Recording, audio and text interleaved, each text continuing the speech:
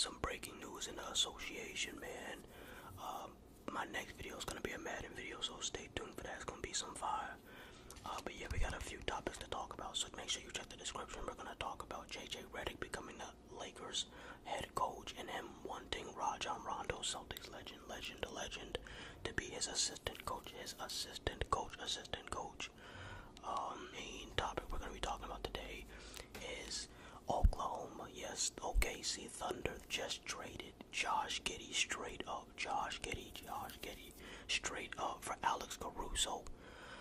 So for every trade that I announce, I usually give it a letter grade for each team. Alright, so my original thoughts before I give it a grade. I don't know how I feel about my initial reaction is okay, Alex Caruso is a good fit for the team. I'm not denying that. Not denying that. The thing is, they already have Dort, who's pretty much already like an Alex Caruso. So that's telling me that they plan on either trading Dort or they definitely want to put the ball in Shai Gilgeous-Alexander's hand more, because why would they get rid of their best playmaker or second best playmaker on the team? I guess they want the ball in Shai's hand more. But it is kind of weird how they're basically just bringing in another Dort who's not going to be able to put the ball on the floor. He can't create his own shot off the dribble.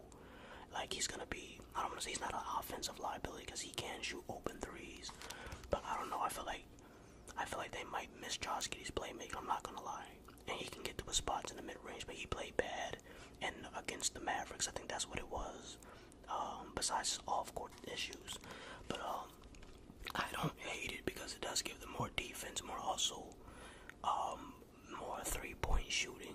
So I get it. I don't know what the exact percentages are, but Alex Caruso probably hits catch and shoot threes at a decent percentage. I would assume so.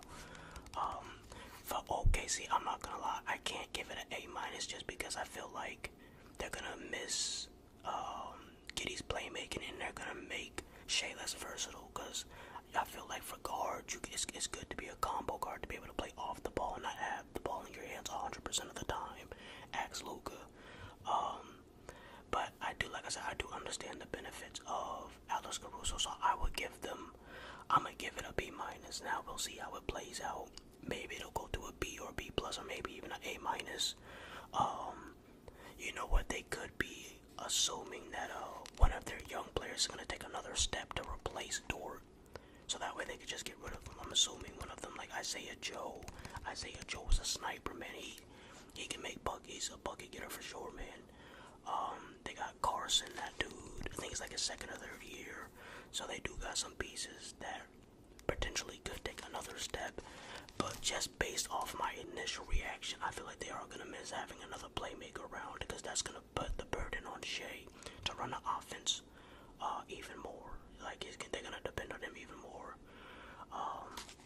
So I would give the Thunder a B. I'm going to give it a B-, a high B-, low B, somewhere around there. It's not a bad move, but it's not like getting me out my chair like, oh my gosh, this is going to instantly get them a ring, or guarantee them a spot in the Western Conference Finals. I'm not going to go that far.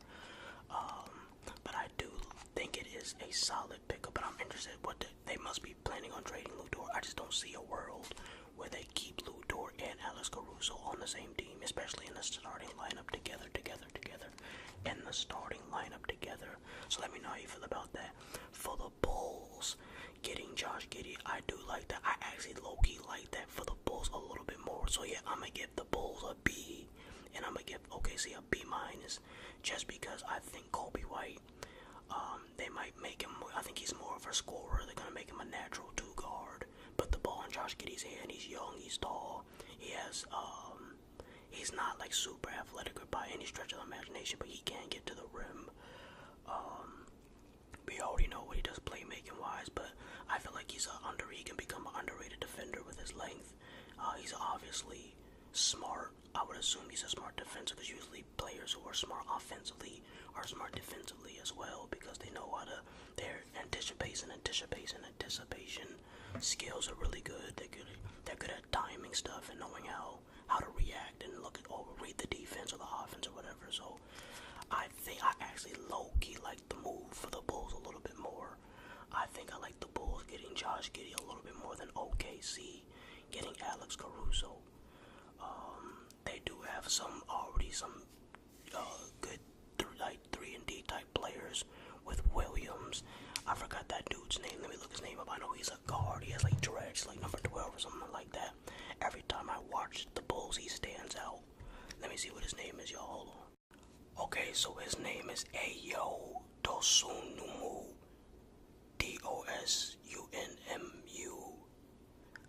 That's a hard ass name to pronounce. I ain't gonna cap. But yeah, he always impresses me defensively. And whenever I watch him, he knocks down some shots. I don't know what he looks like the majority of the season, but he does catch my eye in terms of being talented. Let me see his stats: 12.2 points per game, 3 rebounds, 3 assists. Yeah, he definitely has some talent.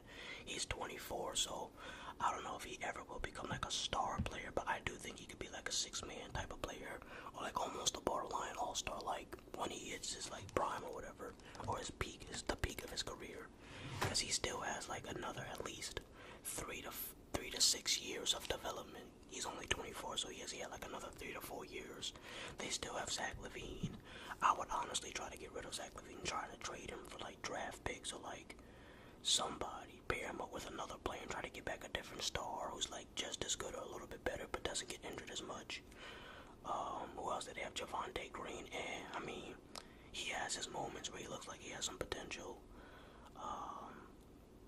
But yeah, man,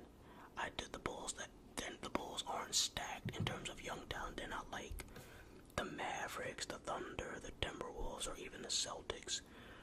But they do have a nice blend of athleticism, length, and defense, with some scoring. So I don't think the Bulls will ever be serious contenders in the next 5 years. I just don't see that.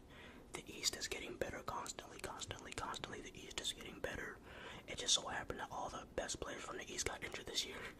Yeah, this was an injury-bugged ass playoffs, man. It was way too many trips to the hospital these playoffs. I hate when that happens. There's always 1 year when the playoffs are supposed to be really, really freaking good, and then like 70% of the stars get injured, man. But yeah, I think the East is just getting better. So even with this move, it's still not like it's still not gonna move the needle that much, if that makes sense. They still need like a true star, because as good as Josh Giddey is, he ain't no all-star level player yet. But okay, let me ask you guys this: if you get to this part of the video, drop it in the comments. And shout out to you for making this far in the video. I appreciate you. Who do you think has more potential, Austin Reeves or Josh Giddey? I think that's close as hell. I would give Josh Giddey the. Would I give Josh Giddey the edge? I low-key might give Josh Giddey the slight edge. I might because he's more dangerous with the ball in his hand. I think he can apply more rim pressure, and his passing is even better than Austin Reeves. Defense. See, Austin Reeves tries to guard, but he's just not a great defender. Josh Giddey, he don't even be trying to guard like that. So I think there's just more room for him to grow. But yeah, that's a close one. That is a good question. I don't know. I feel like I might take Josh Giddey by just a little bit. Alright, so now let's talk about JJ Redick being the coach of the Los Angeles Lakers. Now, I am a fan of the podcast. Let me start by saying that I do like the podcast. I don't watch every episode. That's just too much. But I have watched like 2 or 3 episodes. I watched maybe 2.5 episodes. Really informative, really good. So, I think he definitely has the ball knowledge. Of course, it's crazy because you always see these memes of Darvin Ham not drawing up anything on the clipboard. I think LeBron James really just wanted to see if JJ Redick really understood the game. Basically, testing him to see if he was pretty much worthy to be a coach. Now he is a player's coach. I feel like he would be the type of coach that would have a good relationship with the players, so that can help connect the locker room. So I do like that. He doesn't have any championship experience, but that's why he wants to bring Rondo, who has just as much knowledge as him, but actual championship experience, knows how to bring the best out of AD, and knows how to play with LeBron and know what LeBron likes to do. So I do like JJ there. I really like Rondo being there. That would be so legendary.